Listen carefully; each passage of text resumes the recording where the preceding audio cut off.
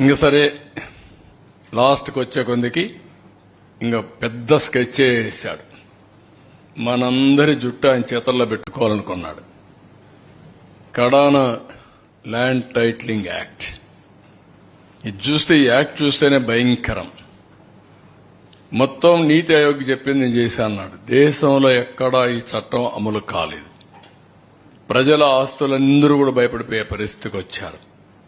ఇది చూసిన తర్వాత మీరు చూస్తే నో అపీల్స్, సివిల్ కోర్ట్సే లీవ్, నేరుగా హైకోర్టుకే వెళ్ళాలి.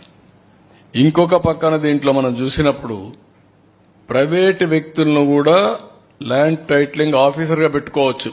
అంటే ఆయన సాక్షిలో పనిచేసిన పెడతాడు. మన సాక్షిలో పనిచేసిన గవర్నమెంట్లో పెట్టాడు. అదే మరి వాళ్ళ గుమస్తాలందరినీ తీసుకుని పెట్టుకునేవాడు. అంటే ఎంత అహంభావం. అందుకే ఈ యాక్ట్ ని ఫస్ట్ కేబినెట్ లోనే తీసుకొచ్చాం, రద్దుకు రికమెండ్ చేశాం, దాన్ని రద్దు చేస్తున్నాం. కానీ ప్రజలకు తెలియాలి, ఆ యాక్ట్ యొక్క వివరాలు ప్రజలు చర్చించాల్సిన అవసరం ఉంది. అందులో ఉండే దురుద్దేశాలని అర్థం చేసుకోవాలని చెప్పి నేను కోరుతున్నా. నెక్స్ట్